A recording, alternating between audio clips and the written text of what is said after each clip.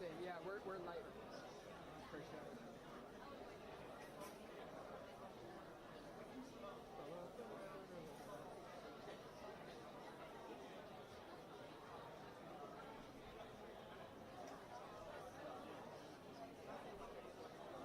Okay. You might beat me.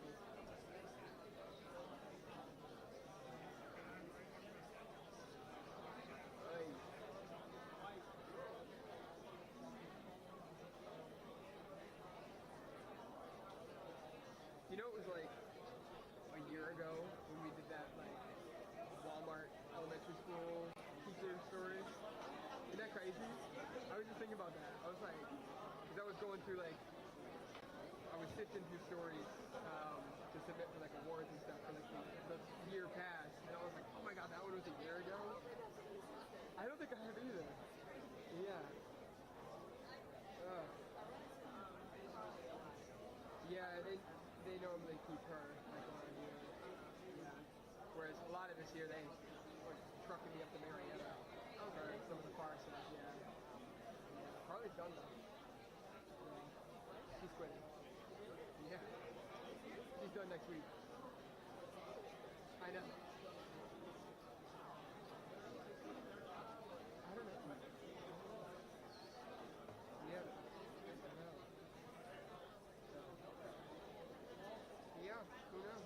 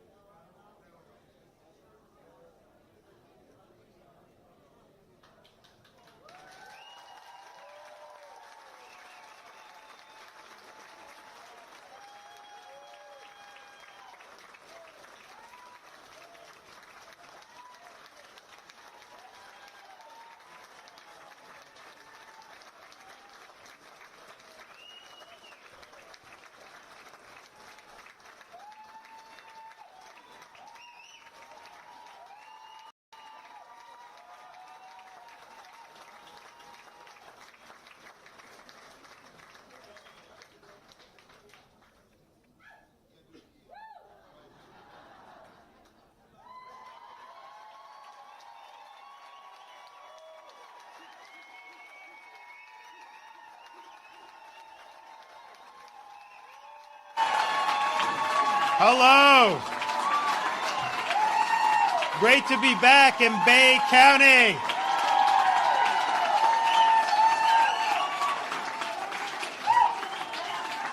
Thank you for sending us back for another term, by the way.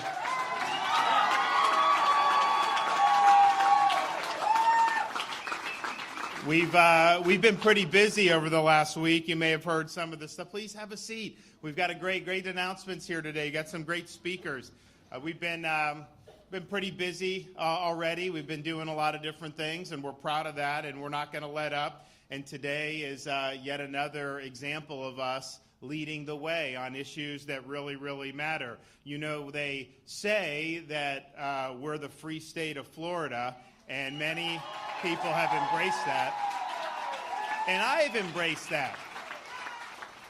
But I'll tell you, being the free state of Florida did not happen by accident, because it required us over these last few years to stand against major institutions in our society, the bureaucracy, the medical establishment, legacy media, and even the President of the United States,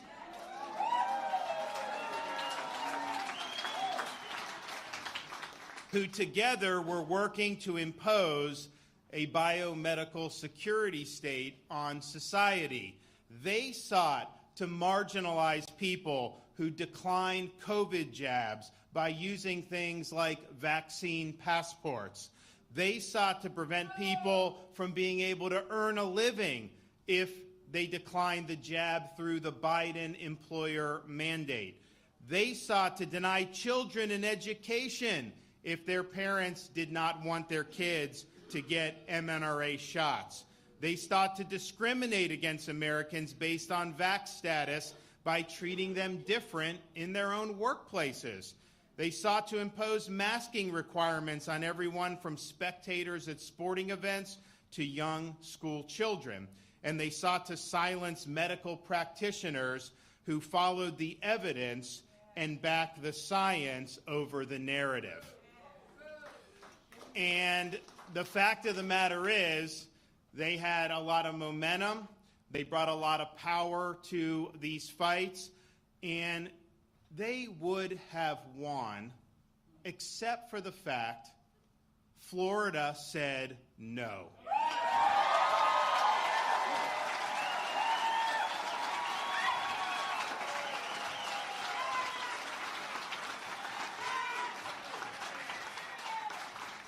Almost 2 years ago, we were the first state to ban vaccine passports in our state. And not just for government agencies, we banned them statewide, so you could go to a movie theater, a sporting event, a department store without having to show your medical papers. We also called a special session of the Florida legislature to ensure that Floridians' livelihoods were protected. We banned mandates in the workplace for COVID shots because nobody should have to choose between a job they need and a shot they don't want, and we ensured that was the case in law. We also were one of the first states, if not the first state, to prohibit schools from preschool all the way through our universities from requiring COVID shots of students.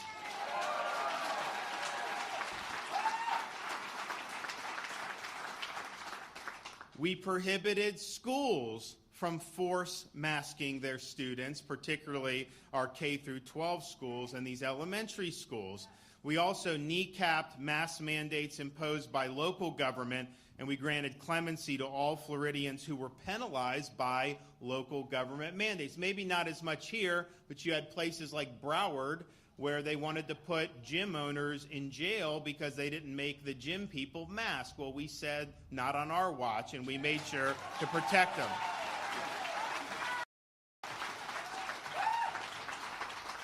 And these were important fights because if you think about it, the more that it became apparent that these masks were not working, the more it became apparent that these mRNA shots were not doing what they promised that they would do. People were still getting infected. You saw it still spread when they said, if you get this, you won't get COVID. As that was happening, you would think that that would be a reason for them to do less of this coercion. But in fact, they doubled down and tried to do more of this coercion. And you even had the President of the United States attacking people for not getting the mRNA shot. They were attacking people who had already recovered from COVID and had natural immunity because they did not recognize such immunity. They were not following the science. And so even today, you still have in place Biden's vax mandate for foreign travelers flying in to the United States. And you think about it, and Joe Ladapo can talk a little bit more about it, like almost every study now has said with these new boosters, you're more likely to get infected with the bivalent booster. So what possible reason could you force that? And we're one of only a few countries in the entire world that imposes that. I don't even think China imposes that anymore. And even today, Biden and his lawyers at the Department of Justice were in federal court in Miami trying to get reimposed the mask mandate for airline passengers, which a district judge had struck down last year. Even after all of this, they still want to put you back in masks when you fly on a commercial airline. And so we were in a situation where these reforms were great. They were important. We were really leading the way. The legislature decided at the time to make them in place for, I think, about 2 years. And so they're due to expire on July 1st of 2023. Now, at the time, if you would have told me, hey, they're expiring, that may be a problem, I'd have said, well, 2 years from now, no one's going to want to be doing, really? I mean, we should be fine. But I think what we're seeing is some of these people just won't quit. They've imposed mask mandates on school children in some of these enclaves throughout the United States. You still have universities that are forcing these students to get these booster shots, even though there have been studies showing they're at more risk from negative effects of the shot than they are from COVID itself at that age. And so this is just nuts that we're still doing this. And so we believe that there's no turning back from our direction. We need to continue to lead, and we need to lead with this.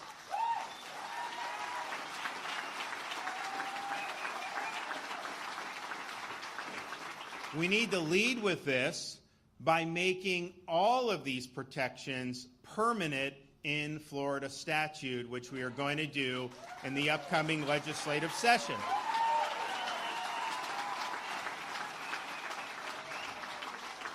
And we've got to do even more. So part of what we did, we had a lot of people that were going to lose their job I guess it was almost a year and a half ago now, the fall of 2021, when we called the special session. So we're able to say you can't fire people based on this personal decision. But what we also recognized is there's still companies that may not want to hire someone based on this, and that's totally wrong. So not only going to make it permanent, but we're going to say that this has nothing to do with your employment status. They can't discriminate against you for hiring or firing when it comes to private employment or government employment. And so that's really important.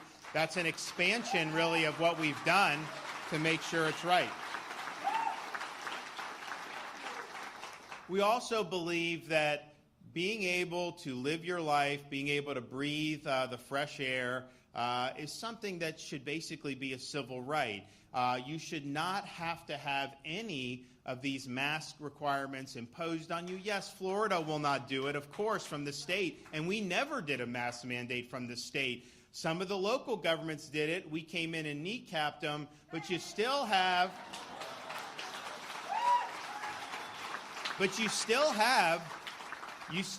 some private, some of these hospitals, it's like, a patient, like in California, the women are giving birth, they make them wear a cloth mask during child. It's ridiculous. And so we are going to have in this package of protections an ability to live your life without wearing a mask, regardless of where you go. And I think that that's something that's very, very important.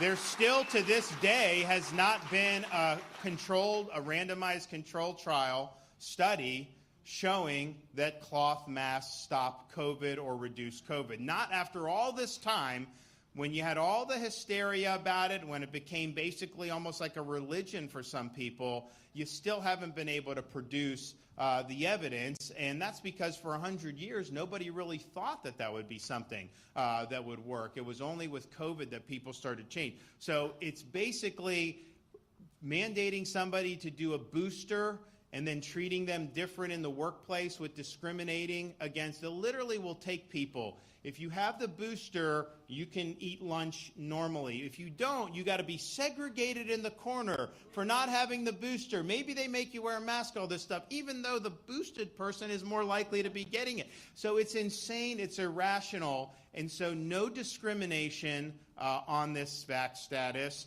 No requirements of masking in lieu of vax or for any other reason. And those are really, really important. You know, sometimes you just have to say, enough is enough. And you think you'd be enough, but you still see it all over this country. The other thing that we're going to do, that we worked with the legislature last legislative session to do, and Joe Ladapo and I were very supportive of, the legislature decided not to pass this in the end. They will pass it this year. I've already talked to the leadership. But we want to have our medical practitioners, particularly our physicians, be protected with the freedom to be able to speak the truth. You should not...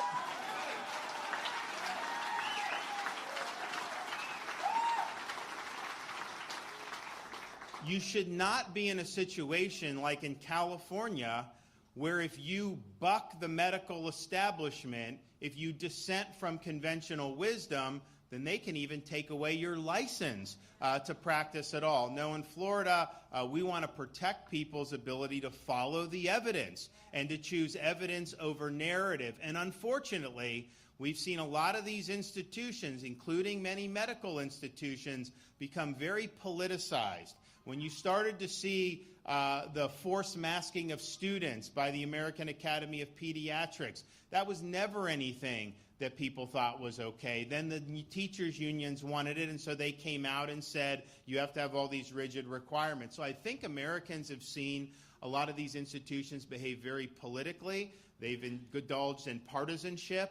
And when you go away from evidence-based medicine and you start embracing ideology, you start to do things that aren't in the public's interest. And so if you think about our medical establishment from Fauci on down over the last 3 years, you know, they were wrong about lockdowns. They were wrong about mask mandates. They were wrong about school closures. They were wrong about mRNA shots. They were wrong about vax passports and vax mandates, and really on it goes. And so the physicians that were speaking out against some of these things, they were really treated very poorly. So in Florida, we're going to make sure that those physicians are free to speak and free to offer their opinions, regardless of whatever may be in vogue politically or whatever some of the higher-ups think is appropriate. And we're actually seeing that now on this issue that we've had to deal with about these sex change operations for these kids that they're doing. You know, that is something that is very much supported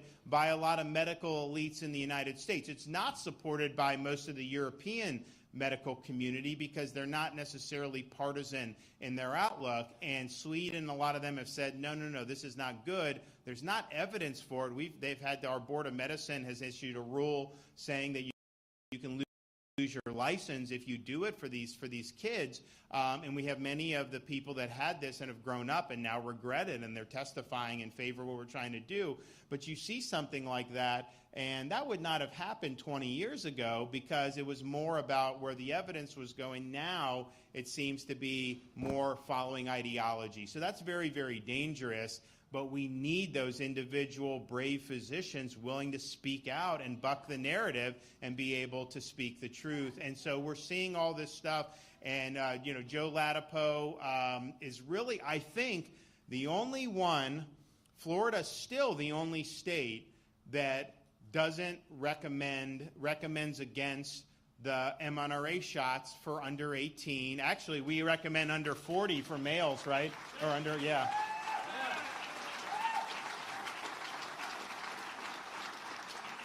When they came out with the baby jabs for the 6-month-old, Joe, we just said we're not doing it. So the health department has never had any of the baby jabs. I think every other health department in the country is helping to pass out these jabs for 6-month-old, 8-month-old, 15-month-old babies, and there's no evidence backing up the need or the desirability to jab these kids. And so that's why what we're doing. But what he's doing is he's bucking the consensus, not a very well-founded consensus, but it is the consensus. Certainly it's what Big Pharma wants, and so that's why a lot of these practitioners fall on the line. But Joe Ladapo has been willing to stand and say, you know what, that's not justified based on the evidence. And so I think a lot of parents really appreciate that. They appreciate the freedom to choose, but they also appreciate honest analysis, and so that they can make these decisions that's best for their family. So we're really excited. Yes, absolutely. We're really excited to be able to make it very clear that we're continuing to lead the way. I think these permanent reforms are going to be very, very good. People will be able to have great peace of mind. Because, I used to tell people during the election, I said, you have the CDC adding the COVID jabs for the childhood immunization schedule. People are going to use that around this country to justify mandates. You watch, it's going to happen. And I said, you don't have to worry about that as long as I'm around. And so we had it.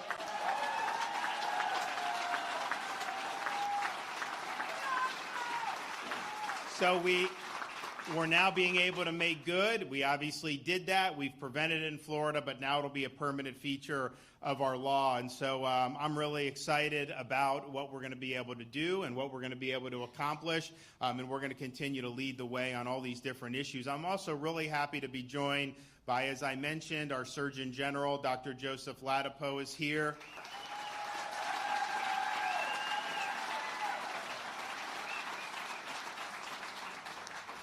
We have from the Dermatology Specialists of Florida, Dr. John Ward is here.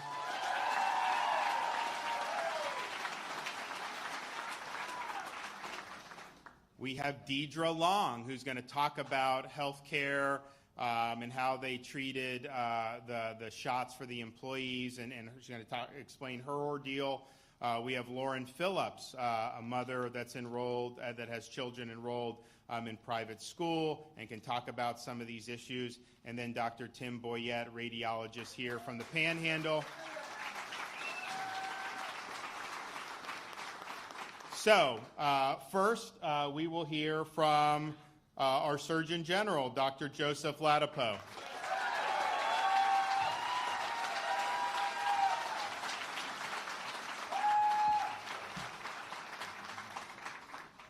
Thank you, guys. Thank you. So this is a cool setting. I understand that there's Elvis performances here. Is that right? Oh, this is a pretty cool setting. This is fun. Yeah, this is a fun setting. I think there's going to be an after party after the event. Is that right? Is that what? So seriously, so there are two places, my two favorite places, I think, at this point in my life. The first place is with my family, my wife, my kids, my favorite place. My second most favorite place is flying around with the governor and coming to cool events. Because it's a lot of fun. It's a lot of fun. And they're making it so easy because, is the governor... Is there anything but just clear thinking and common sense coming from this man? They're making it easy.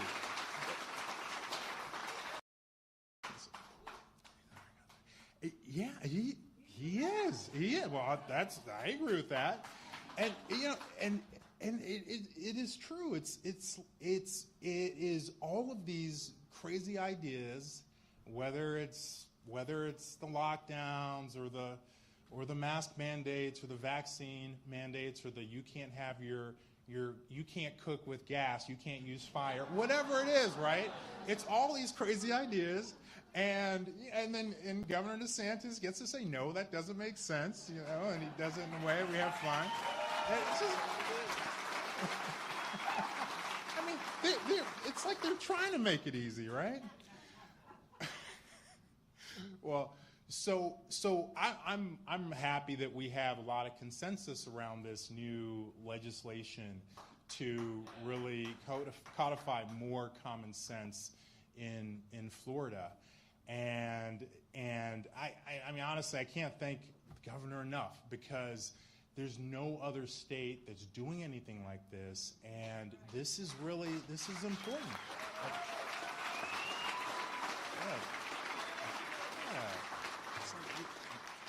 It really is important to, even though we are fortunate to have him, and none of that stuff would ever happen in Florida because of that, it's still important to make a statement and just have a counter voice, have a voice to the madness that is, and the lunacy that's unfortunately coming out of so many parts of this country and is still coming out. And the governor was mentioning how some of these school districts, in all their wisdom, felt that it was appropriate to have students, little kids, and colleges in some places come back with masks after the holidays, because that's been shown to be effective. I mean, so there's just a lot of lunacy out there, and having a place of just common sense and sensibility, I know that is refreshing to a lot of people here in Florida and outside of Florida. That's for sure. That's for sure. So we're talking about protecting physicians' speech, and we're talking about a lot of other things in terms of making some of these new laws that we have here in Florida essentially permanent, and even expanding them to some extent. And one of the things about speech, and which just makes the things that are happening in California even crazier, and that they've done the opposite. They've passed a law now that restricts physician speech and says physicians can only say certain things about COVID-19 of all things. So physicians can make up whatever they want about influenza or whatever other health condition. That's okay. But if you say something, they say the wrong thing about COVID-19, then that's against this new law that they've enacted. So it makes you think about, just to take in for a moment and reflect over the last few years about, well, what was in before it became out in terms of ideas. And the governor mentioned some of them. So lockdowns were in, they're still in for some people, but the research has actually shown that while they may reduce transmission of whatever condition that you're guarding against, they come at tremendous cost. There are some studies that have shown, for example, that even though, say, while COVID infections or COVID deaths might have come down during lockdowns, other deaths rose. And essentially, at least in the short term, you weren't really any better off. And frankly, in the long term, we all know that you're worse off, because there's just so many harms from locking people down, and the harms continue even after the policies end. They're extremely harmful, very harmful policies. So that's one example. Everyone remembers how the mask trilogy has evolved. It went from no mask, you don't need them, to wear a mask or a cloth mask, to don't wear a cloth mask, wear another mask, to wear two of them. And give me a break, right? So many things continue to evolve, and this is why it's not sensible. This is just one reason why it's not sensible to try and restrict speech from physicians.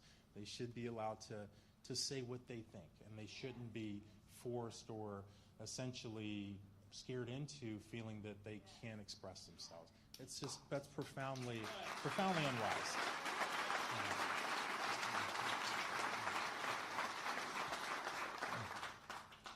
And then there are other areas too where there ought to be room for diversity of opinion. So I thought of this as I was listening to the governor. I thought of this. So I'm going to do an informal survey here. So raise your hand if you think it's a good idea to give a baby a new medication that has never been shown to benefit that baby and is based on a new technology that we don't know that much about and continue to learn more about, right? Are there a lot of takers for that? Yeah. But that's what it is to take your baby and to have the government, to have CDC and FDA tell parents that they should inject their babies with mRNA shots. That is exactly what it is, right? Never been shown to actually improve the health of a baby or a child. With high quality data, it's never been shown. It is totally new technology in humans, folks. And these people, they're always relentlessly trying to rewrite both history and reality, right? Oh no, I read these articles about people where journalists and scientists would say, oh, it's not a new technology, we've had it for many years. Folks, this is the first time in history where we are using this technology widely in human beings. And previously, there were a few human beings essentially in clinical trials where it was used. So it is a new technology. You're telling people to put it in children, and you've never even shown the children to gain from it in terms of an actual health benefit. That's the land of crazy. You know, Florida is a land of sanity, and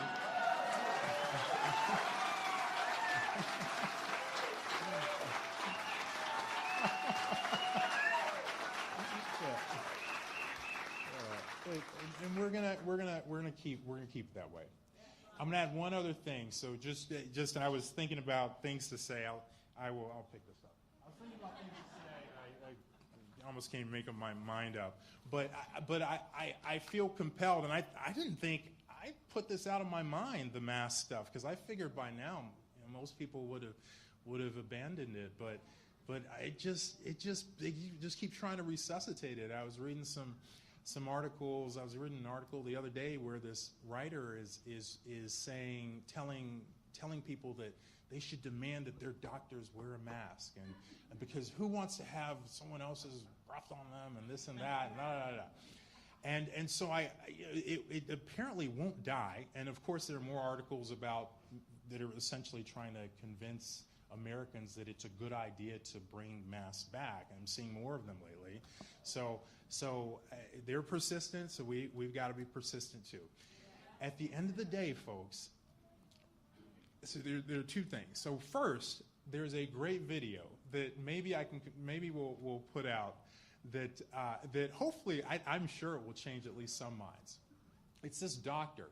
It's a YouTube video, and it's this doctor, and he's smoking an e-cigarette, one of these vapor things. I don't want anyone doing it, but he's smoking one of these e-cigarettes, and then he puts a mask on and exhales. It's a great video. And the plumes, they're going everywhere, right? The air, it comes out, right? It just goes everywhere. You can see it, actually. And so you take that, right? Yes, they stop some droplets, but the air goes everywhere, folks. And then you add on top of that an airborne virus. And scientifically, it doesn't make sense that it would be an effective strategy to use, right? But then, say if that doesn't convince you, you look at the clinical trials that have been done during the pandemic, and the high-quality ones, they show no benefit. There's basically no benefit that's been shown to wearing these masks around in the community, and that's the truth. So the studies where my colleagues often claim show that the masks are making a big difference and stuff. These are all lower quality studies. None of the clinical trials have shown this. So it's just, let's keep trying to be healthy and eat well and exercise, put good stuff in our bodies, get outside, get vitamin D, keep moving, take care of each other, love each other, and also be in an environment where we're loved. Let's keep trying to do those things. These masks, just say bye. Just say no. All right, thanks, guys.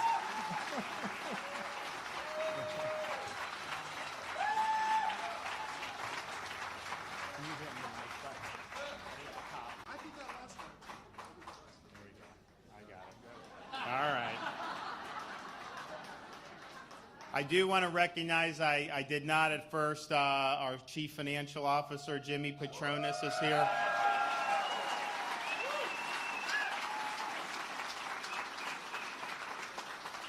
Jimmy dragged me over the finish line in November, so thanks for that, buddy.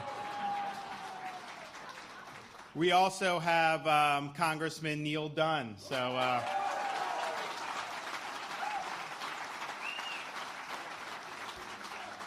and you know, when Dr. Ladapo is talking about the ability for physicians to speak the truth, it's really important because I remember one of the things that we had to come in and ban. Well, I did an executive order saying no school forced masking for school kids.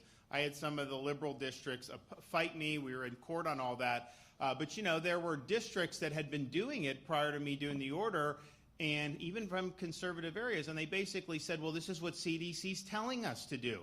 And they didn't have other authorities to be able to rely on. So that's why they were doing it. They didn't necessarily, some of them didn't really even want, but they didn't feel like they had any medical evidence to do the opposite.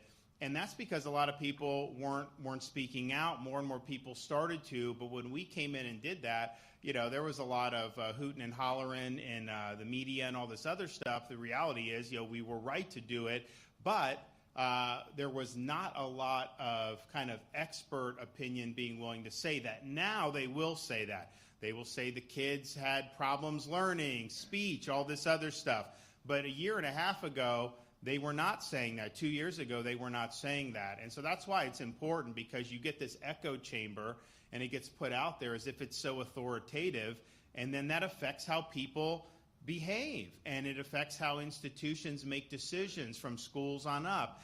So I think it's really, really important. And I think we look back at CDC over the last few years and how much credibility they've lost with their partisanship and their ideology, displacing really strong evidence-based analysis. And yeah, I don't know if it could ever get better, but I think it's really been very revealing for a lot of people. So we've actually created, with a lot of eminent scientists from around the country, our own organization here in Florida that can provide that type of authoritative response to some of the things the CDC and others are doing. And so if that would have been in place, that could have helped school districts around the country be able to have a lot of intellectual heft behind some of these really, really important policies. Okay, here to talk more about free speech for physicians is Dr. John Ward.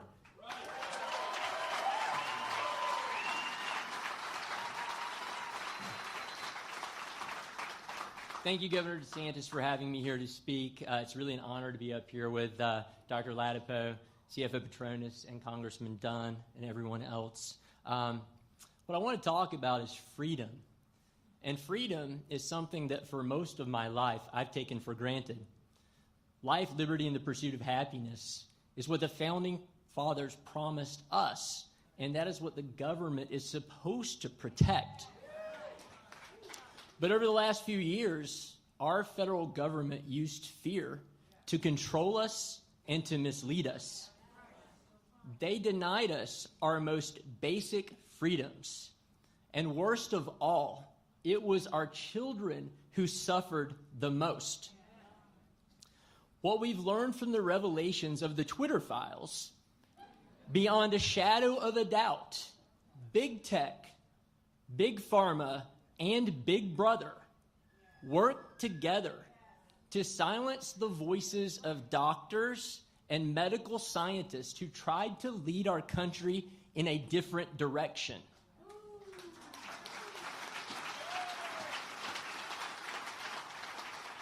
Whether we like it or not, social media is the new digital town square. And if you showed up to that town square and said, masks don't work, and they've never in the history of medical science shown to stop the spread of a respiratory virus, you were put in lockup.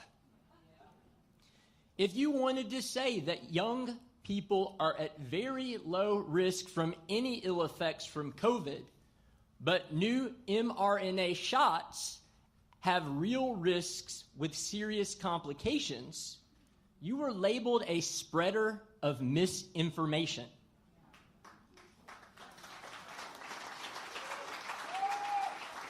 And that brings me to a very important point. What is misinformation? And who gets to decide what misinformation is?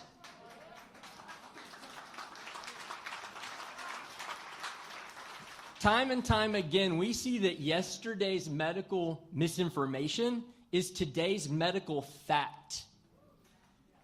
And this country and our federal government allowed a credentialed class of unelected bureaucrats and woke elites decide for us what we could think.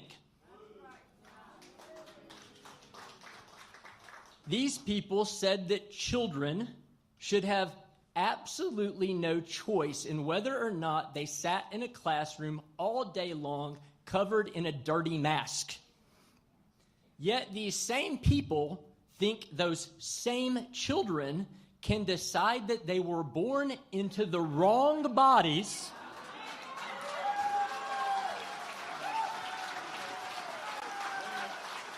and have irreversible surgeries that mutilate their bodies forever. The credentialed class through state medical boards and national certifying bodies threaten physicians like me who speak out against their outrageous proclamations. Physicians have to be free to debate public policy and give their patients individualized medical advice.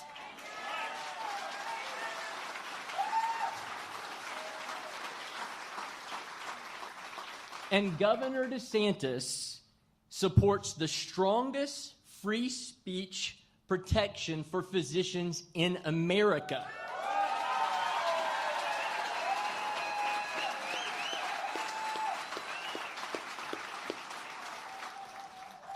And when we get this done, this legislative session, I will be honored to be in a group of the freest doctors who take care of the freest patients in the freest state in America. Thank you.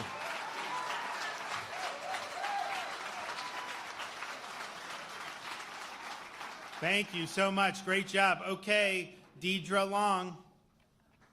You ready? All right. Floor is yours.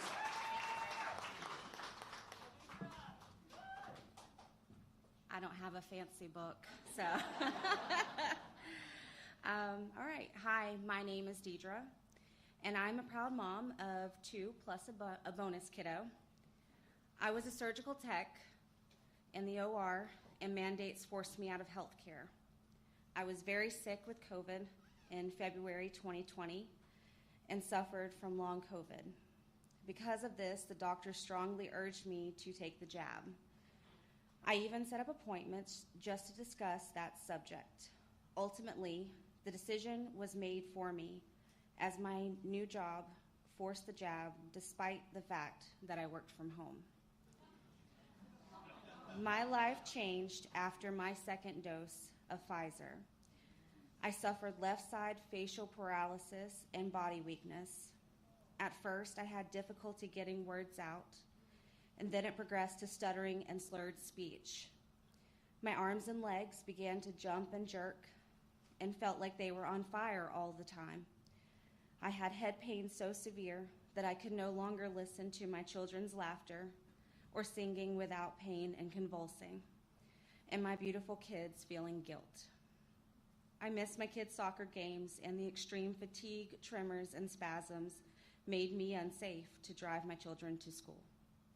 I couldn't care for myself, and I was basically bedridden at 36. I am now 14 months into this nightmare, and I still cannot do normal things like clean my house or go on a walk with my family. Instead of taking care of my children, they now help take care of me. My children are my whole world, and this is the worst punishment of all. Doctors still have no clue how to help me. I face the real trauma of being gaslit and dismissed with every new appointment. When I cry out for help online, I am silenced. I got the jab to keep my job, and I can no longer work. We are real people. We are not disinformation, and we are sadly not rare. Thank you, Governor DeSantis and his team, for their diligence to give a platform for truth and freedom of informed consent to help not just Floridians, but the many injured across the country to be seen, heard, and believed. Only then can true healing begin. Thank you.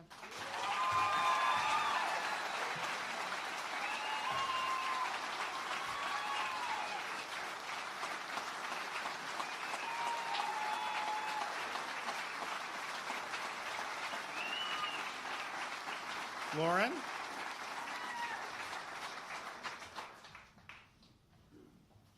Goodness, I am so sorry to hear Deidre's story. My name is Lauren Phillips.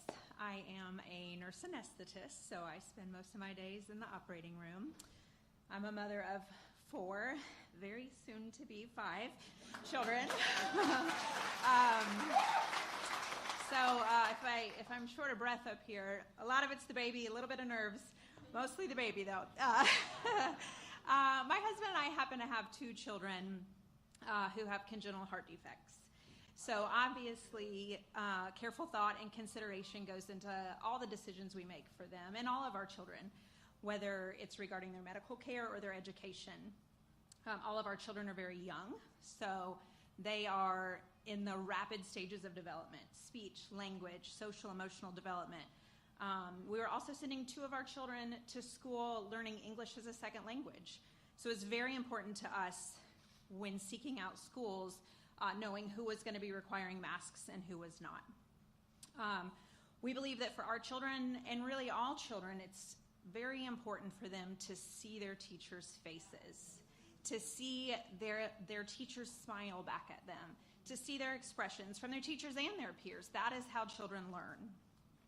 The parochial school that we decided to send our kindergartner to assured us that they would not be requiring masks, leaving the decision up to parents, which is what we feel is in the best interest of most children, a parent's freedom to choose what is best for their child in their situation.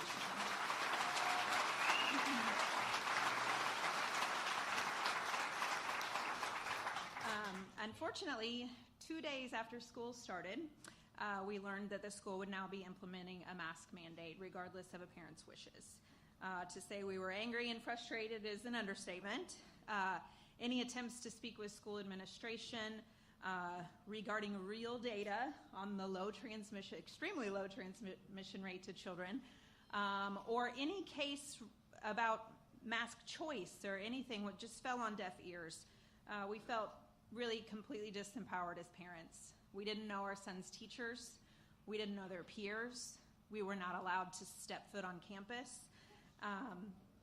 In a kindergarten environment that should be fun and carefree, instead, there were partitions between each of the children's desks, masks on everyone's faces, and now this burden of fear and anxiety was placed on our children. I think a lot of parents would agree with me that these early years in education, preschool, kindergarten, first grade, are some of the most special and sweet times with your children. Well, for parents and children, actually. Their Christmas programs, their muffins with mom, school mass, and we missed out on all of it. As we all know how fleeting time is, it's honestly devastating as a parent to know that we'll never get that time back with our children.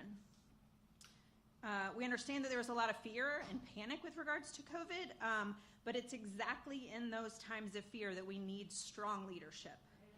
Leadership not to cave. Yes.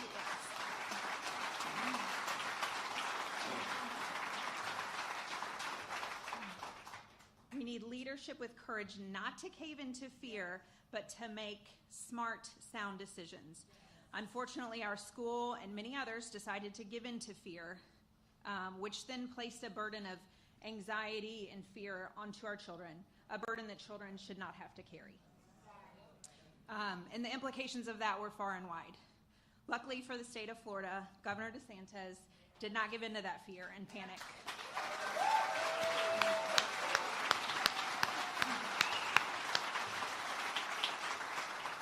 a time where hard decisions had to be made, he had the courage to make those hard but smart and sound decisions when the rest of the country was cowering. We are forever grateful to Governor DeSantis.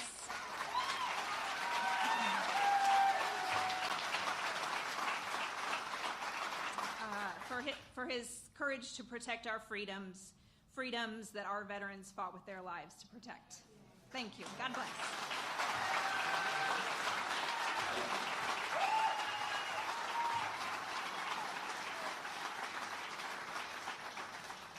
Okay, Dr. Tim Boyette.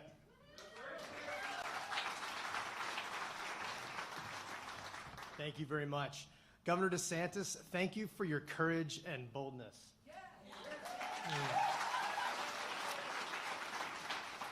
I want to thank you, Governor and Surgeon General Dr. Joseph Ladapo, for fighting to preserve medical liberty for both the patient and the healthcare provider.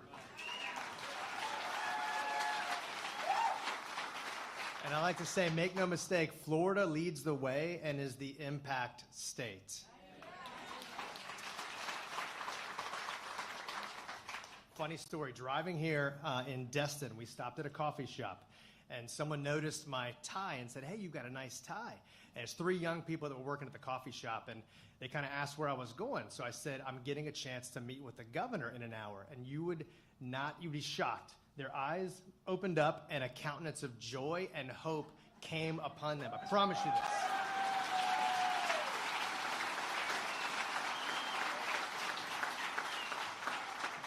Three young 20-ish-year-olds, 21, 22 years old. And they're like, "We love the governor." And one of them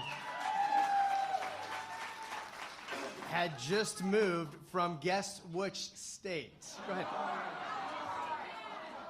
California, yes. Go ahead. Anyway, we are the impact state. 2 Timothy 1:7 states, "For God has not given us a spirit of fear, but of power and of love and of sound mind."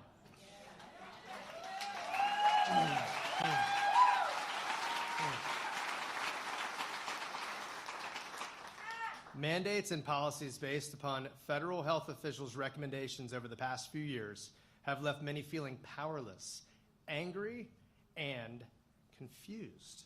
So, however, these challenging, seemingly upside-down years have brought many of us, including myself, closer in our faith with our Heavenly Father. And I want to encourage you, in recognition of that, encourage you to reach out and call out to Jesus and seek first the kingdom of God.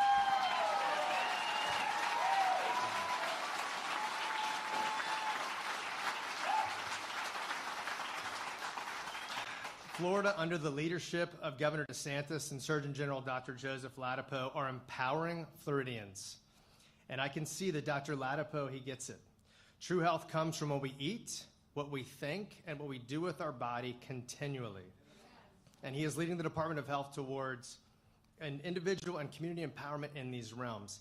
And so I'm a husband of 22 years. I'm a father of 2 sons. We live in the Panhandle. I've been a practicing physician for 20 years and graduated from the University of South Florida College of Medicine in 2002. Thank you. Been fortunate to be on the medical faculty at the University of Florida and Florida State University previously. I'm no longer under faculty there, but now serve as a radiologist physician at a local hospital in the Panhandle. I've also created and own and run a wellness practice there in Gulf Breeze. When the mandate requiring the COVID-19 vaccine came on the scene, I had already recovered from an acute COVID-19 illness with a 3-day early treatment regimen by a colleague and friend of mine in Gulf Breeze. And so at that time, I did not desire to receive an injection for a viral illness for which I had already recovered, knowing that I had natural immunity, and the early science showed robust activity with respect to natural immunity. And so I also, and this is important because it speaks to what you've heard today, I had 2 immediate family members that had significant adverse reactions to their first vaccines. And when I saw that, and I've kind of helped them through things with respect to therapy and off-label treatment to help them get back to more state of normal, it's been challenging to see that there are other people that have had these same types of adverse reactions that you heard about today. And so I didn't want to get the vaccine. And so initially, though, despite my natural immunity, I applied for a religious exemption but was not offered that. But around that time, obviously, Governor DeSantis saved our job and saved my job.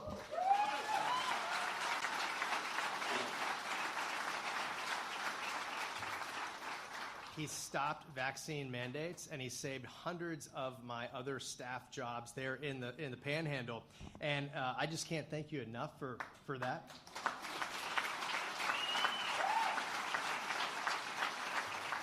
And on behalf of those staff, they thank you. Mm-hmm. To be clear, the mandates were originally put in place because authorities originally believed, one, that they were safe and effective. These vaccines were safe and effective. Two, that they would reduce transmission significantly. And three, that there was no effective outpatient early treatment protocol. Since then, evidence has amassed showing that none of these three presumptions are true. Regarding early treatment, because of my early experience getting COVID and being treated with a 3-day treatment regimen that actually worked well in me. Of course, it doesn't work great in everyone, and you may need to continue treatment, but I decided to start treating acute COVID patients, and we've treated 160 COVID patients acutely. We've had 0 deaths and 1 hospitalization.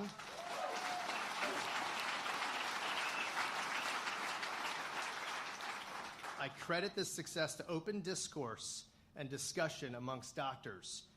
Freedom of speech allows for the truth, vetting of truth, and for truth to rise. And many doctors are around in this state, in this country, and in this world that are spreading this information collaboratively. And we're helping save patients and keep them out of the hospital. There are many doctors that are treated thousands, many more than I have treated, and have had similar success ratios. So it's just something important to recognize.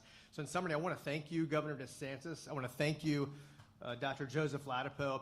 And I want to encourage you out there, whoever you're listening, where can you battle with the freest doctors and with the freest patients and with the freest business owners and with the Governor DeSantis and Dr. Ladapo? Where is your battle that you can help us, again, push this great free state of Florida? And thank you very much.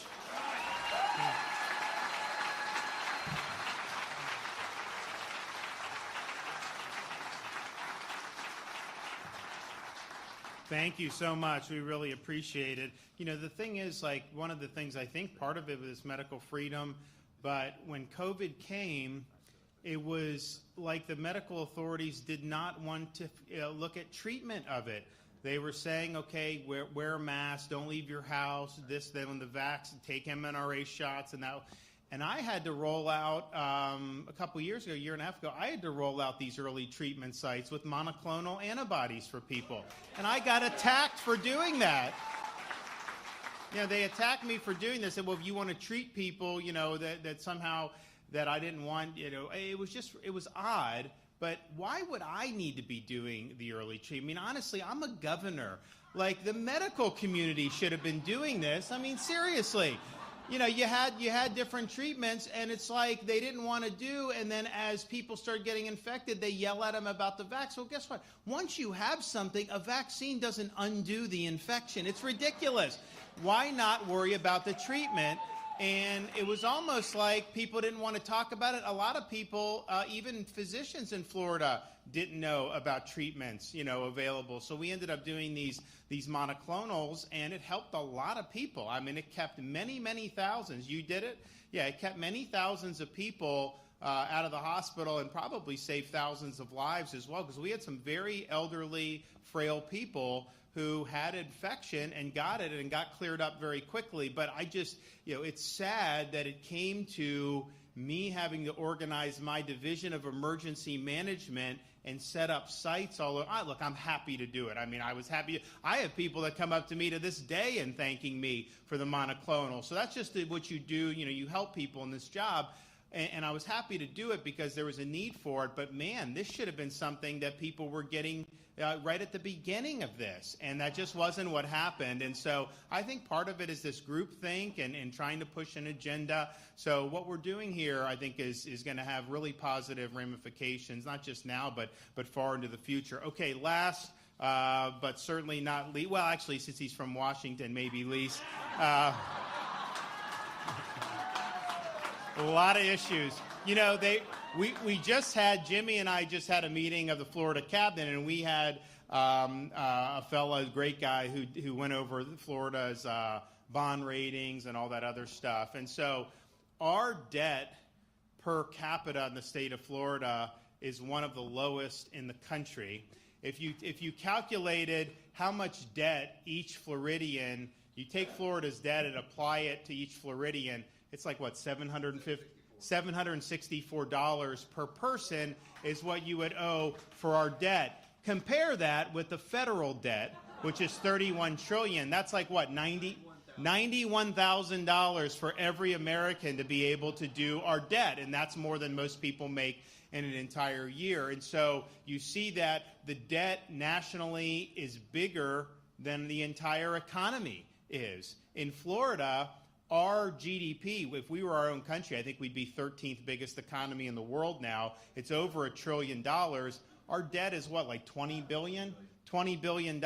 So it's like 1.5% or something, our debt to GDP ratio. U.S. government is like 140% debt to GDP ratio. So, you know, you think about, like, policy does matter. Doing things, making sound decisions does matter. And if you look at what they did over the last 2 years, you know, with Biden, but also with Pelosi and Schumer,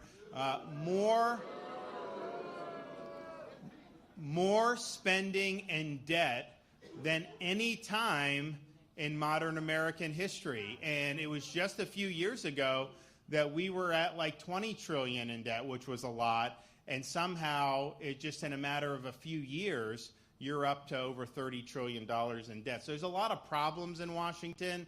We worked really hard in Florida to elect as many Republicans as we could to the Congress and in the elections, and did pretty well. And so that was good. And so now, you know, Pelosi is no longer Speaker. And so come on, Neal.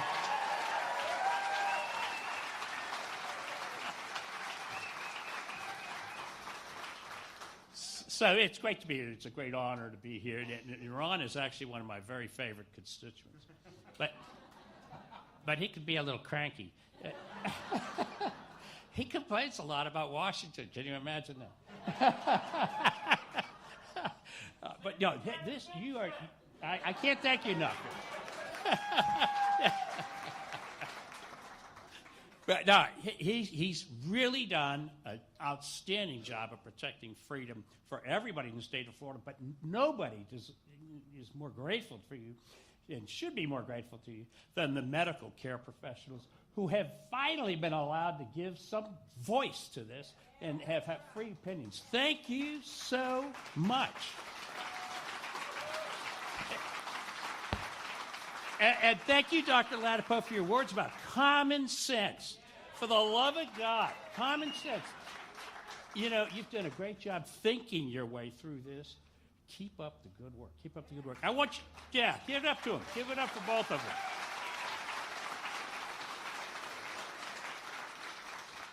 So I know that under this leadership, Florida is the greatest state, is the freest state. I want it to continue to be that way. I want to help you in Washington, but I got an idea, Ron. Maybe you could come help. Wait here. Get over.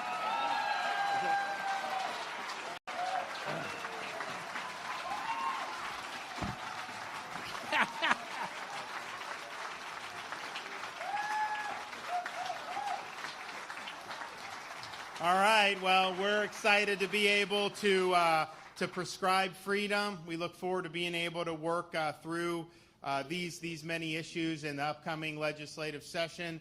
And I'm excited to have so many great people that have really rallied behind, particularly a lot of our free-thinking physicians. You know, I mean, we want our doctors to be people you look up to, you know, and it's like, and when they're able to speak the truth, when the medical establishment is telling people things that are just not true, it really undermines, I think, credibility in the profession overall. But I really believe the vast majority of physicians understand some of the nonsense that's gone on over the last few years, and I think are committed, certainly in Florida, to getting it right and to shooting it straight with people. And that's just, people just want the facts.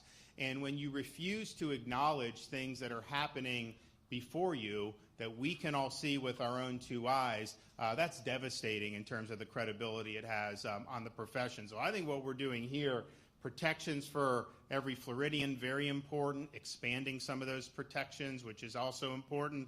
But you're now going to have Florida become the state, if a very high-quality physician is driven out of California, this is going to be the first place people are going to want to go.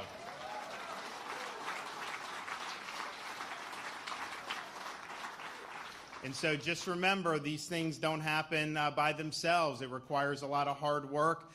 We could have had many different decisions made over the last few years that would have sent us on a much different direction. So we're going to continue standing for what's right. We're going to continue to protect freedom, and we are going to make sure that our state remains the freest state in these United States. Thank you.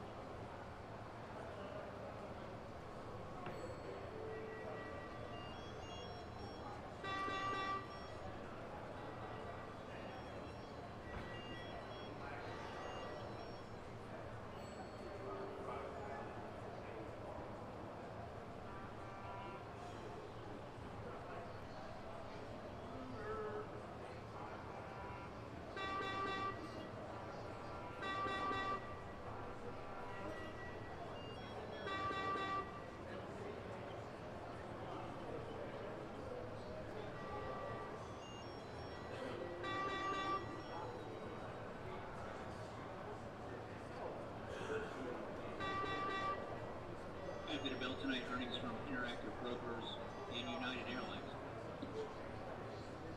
Dow's back down 361. Goldman Sachs down 6%. Travelers